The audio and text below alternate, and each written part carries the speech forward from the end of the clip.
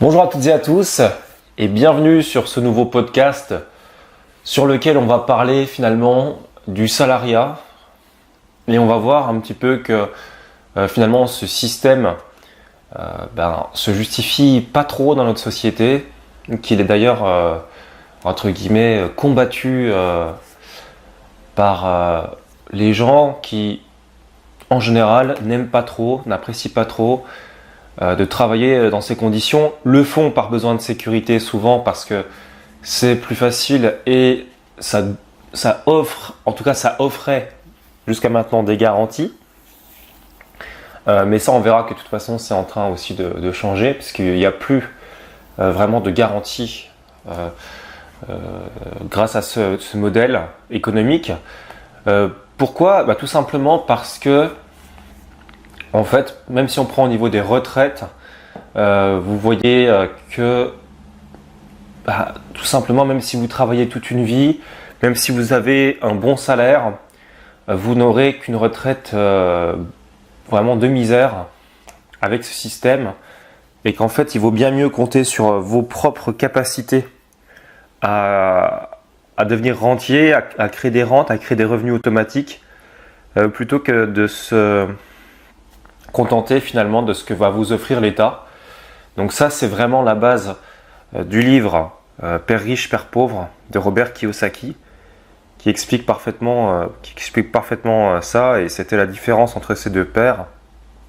Il y en a un qui comptait sur l'État pour des bonus, pour des aides, etc. Et pour une retraite, et l'autre qui comptait beaucoup plus sur sa capacité à faire de l'argent, voilà, à rapporter des revenus automatiques tous les mois pour subvenir à ses besoins. Donc là, on est vraiment sur quelque chose qui a trait au bon sens finalement, puisque si vous dépendez d'un système politique pour espérer toucher de l'argent, rien ne vous garantit qu'il y aura encore de l'argent dans les caisses dans 5 ans, dans 10 ans.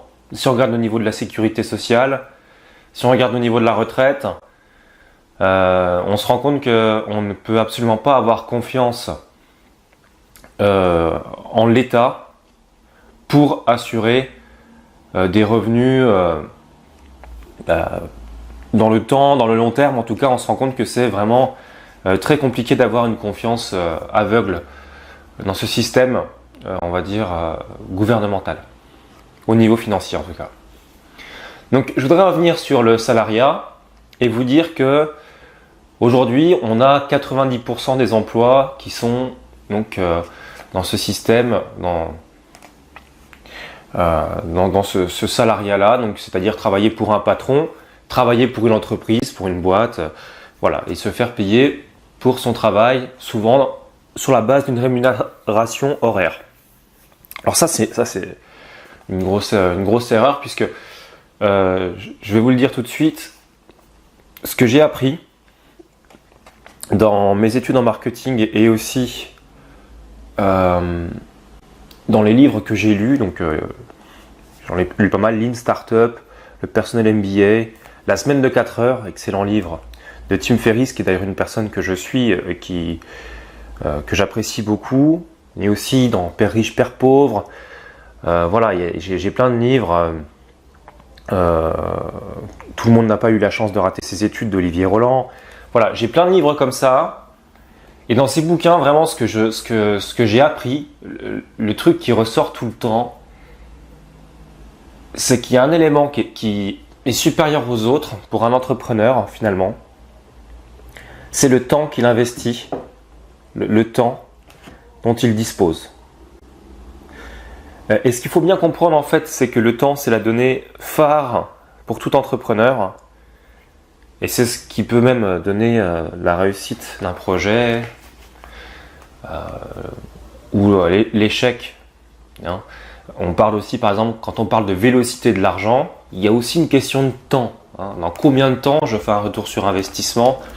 Dans combien de temps je récupère ce que j'ai investi ? Et je peux enfin enregistrer du bénéfice.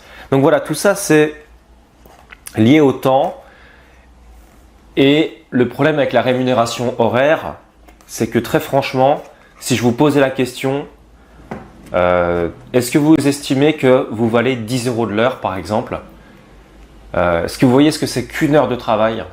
Enfin, moi je suis toujours sidéré quand je vais dans un magasin et que je vois des caissières ou des caissiers et que je me dis que pour une heure de travail, ils vont toucher net à peine, enfin même pas 10 €, quoi. Une heure de travail, c'est énorme. 10 €, c'est franchement rien du tout. Donc quand on pense en termes vraiment de rémunération horaire, on se dit que c'est vraiment de l'esclavage. On est retourné sur de l'esclavage, hein, soyons honnêtes. Hein. Donc ok. Donc le salariat, 90% aujourd'hui, mais on va voir que de toute façon, c'est même pas quelque chose qui est dans les mœurs. C'est même pas quelque chose qui est, j'ai envie de dire, traditionnel. Hein. Et là, on va tout de suite casser ce mythe que l'État nous donne. Parce qu'il y a beaucoup de médias aujourd'hui qui nous disent que les gens aujourd'hui veulent venir à quelque chose de plus indépendant, à quelque chose de plus libéral, de plus... Voilà. Ils ont une soif d'indépendance, etc. Bon. Et en fait, c'est comme si c'était quelque chose de nouveau. Mais on vous mène en bateau. Et je vais vous le dire tout de suite. En 1900, 56% des travailleurs seulement, donc un peu plus de la moitié seulement, étaient dans le système salarial. C'était le modèle économique du salariat intégrait 56% des travailleurs seulement. Ça veut dire que près de la moitié des travailleurs étaient indépendants. Est-ce que vous vous rendez compte de ce que ça veut dire ? Petit à petit, la société a gratté et déjà en 1950, on était passé à 10% de plus, soit à peu près 65% de travailleurs, de personnes qui avaient un emploi, étaient dans le salariat, donc travaillaient pour un patron. Et finalement, c'est dans les années 80, 1980, que on a gagné encore 20% de plus et que donc 85% des personnes qui avaient un emploi en 1980 étaient dans le salariat, donc travaillaient pour un patron. Il faut savoir qu'il y a en France 600 000 auto-entrepreneurs, ou maintenant on peut les appeler micro-entrepreneurs. 600 000. On a aujourd'hui, dans les entreprises en général, une pluriactivité des travailleurs. Ça veut dire qu'un travailleur ne fait plus une tâche, mais qu'il est censé en accomplir plusieurs. Et vous allez comprendre le problème en fait. C'est que les entreprises aujourd'hui, elles ont besoin de plus de flexibilité. Il faut que les personnes soient plus ouvertes, qu'elles aient plus de connaissances dans plus de domaines. Chez certains travailleurs, quasiment la majorité en fait, il existe une plus grande soif d'indépendance, donc une soif de pouvoir déjà avoir la possibilité finalement de créer des choses et puis aussi de faire part de leurs idées. Mais il faut savoir que cette soif d'indépendance, elle se gagne parfois au prix d'une grande précarité. Ça veut dire que en fait, l'argent n'est pas le moteur numéro 1 pour aller travailler. Déjà, ça c'est un point. C'est pas ce qui est le plus motivant. Ce qui est le plus motivant, c'est de faire quelque chose qu'on aime aujourd'hui. Et c'est là que c'est très intéressant, puisqu'en fait, aujourd'hui, on a les outils. On a des outils qui existent et qui sont performants, qui ont fait leurs preuves, comme ceux que j'utilise par exemple, et qui vont permettre à n'importe qui de pouvoir créer son entreprise et prospérer. Alors ça, c'est quand même intéressant parce que la plupart n'y arrivent pas et sont dans ce qu'on appelle cette grande précarité. Ça veut dire qu'ils n'ont simplement pas beaucoup d'argent à la fin du mois pour manger, pour payer les factures, etc. Et c'est très intéressant parce que ça veut dire qu'en fait, ils peuvent, ces gens-là, s'ils se forment, s'ils ont une formation adaptée, eh bien prétendre à gagner un revenu conséquent tous les mois. Alors, là, je vais vous parler de mon cas personnel et je vais vous parler de quelque chose que j'ai fait et qui est très intéressant. J'ai fait un mastermind. Alors, c'est 2 personnes. Alors, une personne en qui on a confiance, hein, évidemment. Alors, il peut y avoir plusieurs personnes. Hein. Il peut y avoir plus de 2 personnes. Dans mon cas, c'est 2 personnes. Donc, moi et une autre personne. Donc, il faut choisir des personnes vraiment de confiance qui vont être là dans le temps.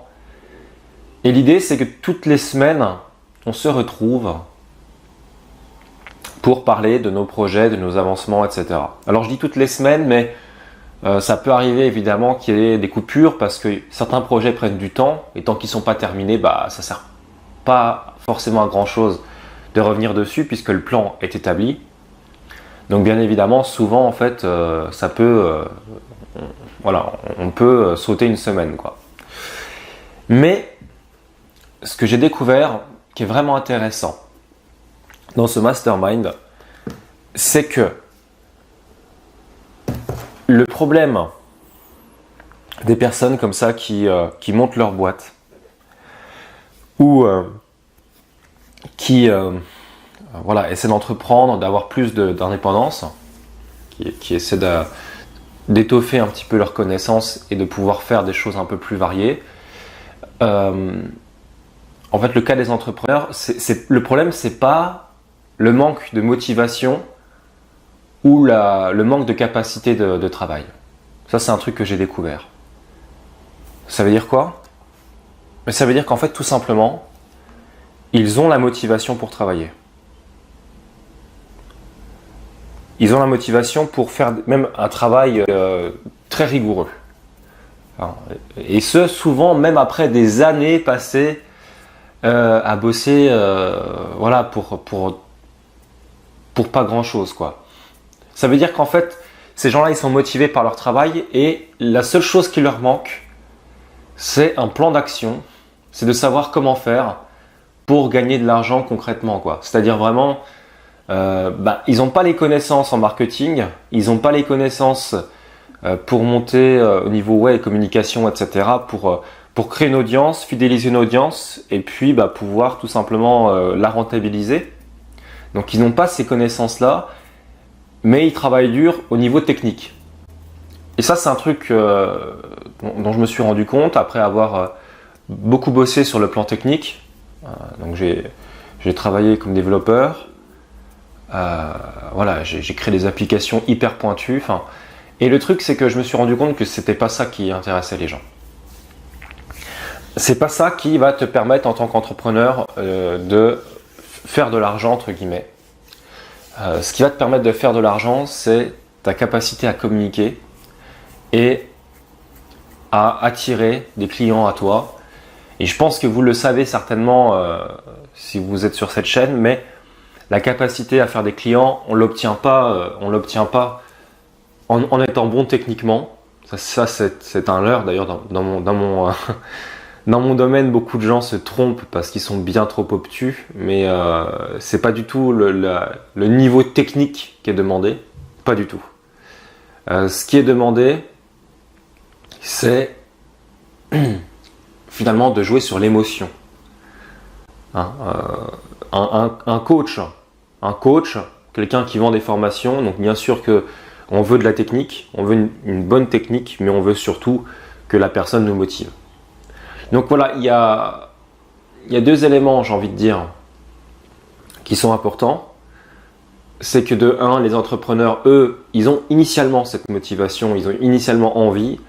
Parfois ils peuvent se décourager, mais ils ont vraiment envie de faire quelque chose qui va leur permettre de gagner de l'argent, d'avoir des revenus. Et ils sont prêts à bosser dur pour ça.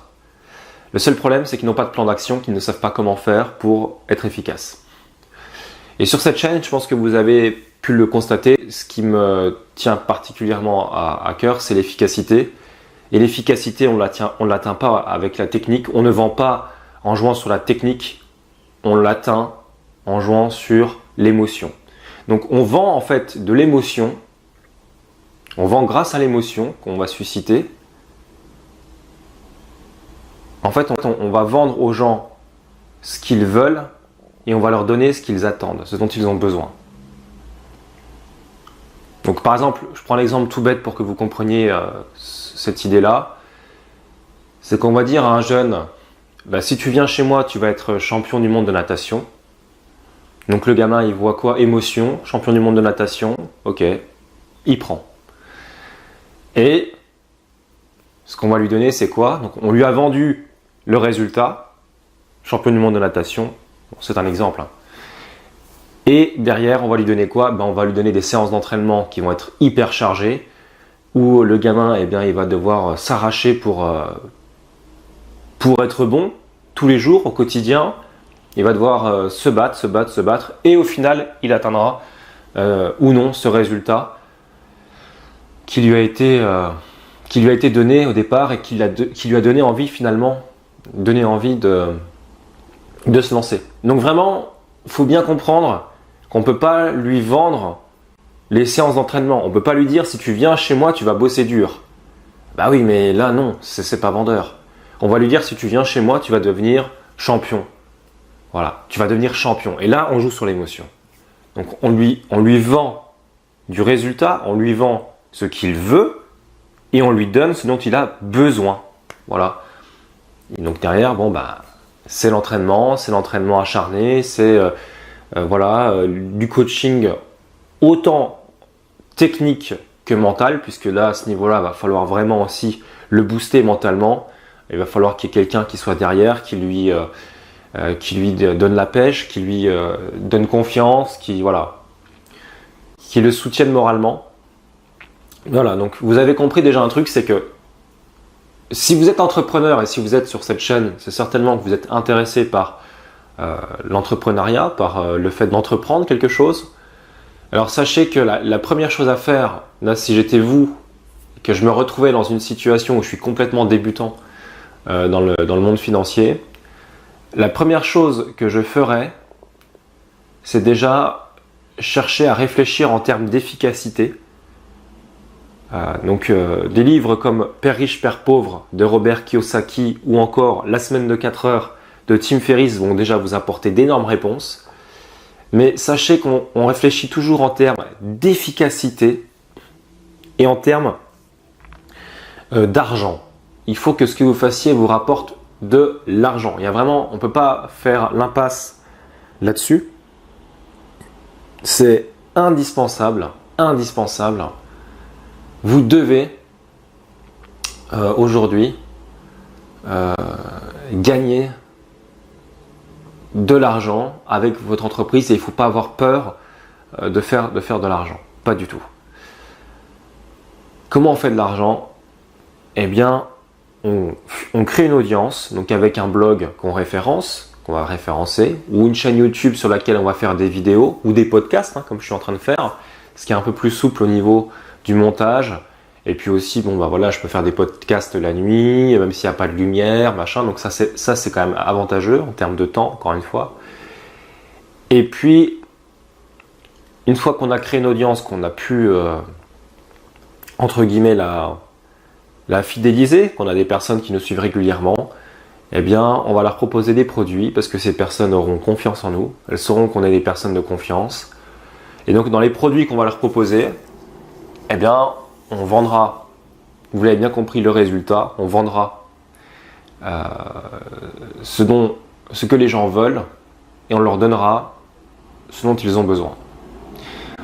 Voilà, donc c'est pour vous dire que beaucoup de personnes comme vous probablement, je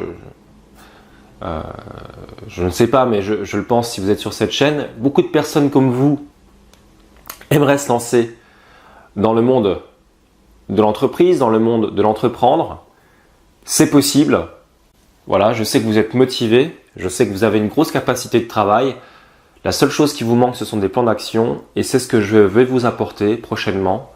Des plans d'action concrets pour pouvoir monter votre boîte, être efficace et commencer vraiment à gagner de l'argent avec votre travail. Donc c'est la fin de ce podcast. On se retrouve prochainement pour de nouveaux podcasts sur lesquels on va voir justement ce qu'il faut faire pour gagner de l'argent sur Internet. On va aussi revenir sur le salariat. On verra que c'est un modèle qui n'est plus forcément adapté aujourd'hui, déjà parce que les garanties Donc là, je voulais juste revenir là-dessus. Les garanties qui étaient offertes jusque-là sont en train de s'écrouler. Les gouvernements successifs ont tellement mal géré d'un point de vue financier les finances de l'État qu'on se retrouve aujourd'hui avec des garanties qui vont disparaître. Donc la retraite, la sécurité sociale. Voilà, c'est toutes des machineries de l'État qui vont s'effondrer et on ne peut donc maintenant plus vraiment faire confiance à l'État pour nos finances et il faut finalement se faire confiance à soi-même, se former et réussir à gagner de l'argent par nos propres moyens puisque c'est la meilleure façon, c'est le meilleur moyen finalement de ne jamais en manquer, tout simplement. Ne pas faire confiance aux autres, se faire confiance à soi et puis apprendre. Le domaine financier, c'est quelque chose qui s'apprend. C'est sûr que c'est pas forcément facile, mais il y a des trucs à savoir, il y a des trucs à tester. Donc il va vous falloir aussi un état d'esprit qui soit beaucoup plus dans le jeu, dans la découverte, dans l'apprentissage. Ça, c'est des choses qui seront indispensables. Et à savoir que de toute façon, à ce jeu-là, on ne peut pas vraiment perdre, puisque tout simplement, perdre, c'est apprendre. Et puis, on n'a rien à perdre, j'ai envie de dire, dans le sens où, de toute façon, ce qu'on va apprendre à faire, c'est s'en sortir à partir de rien. Enfin, c'est-à-dire générer de l'argent à partir de rien. Et donc, on verra qu'une fois qu'on saura faire ça, qu'on aura les process pour pouvoir faire ça, on ne craindra plus d'être complètement ruiné, puisque finalement, être complètement ruiné, ça ne nous empêchera pas de faire de l'argent, puisqu'on aura les méthodes pour, et les plans d'action pour faire de l'argent. Voilà. Donc c'est la fin de cette vidéo, de ce podcast. Je vous dis à très bientôt pour de nouvelles vidéos. Portez-vous bien, et je vous souhaite tout le succès que vos affaires méritent. Ciao, ciao!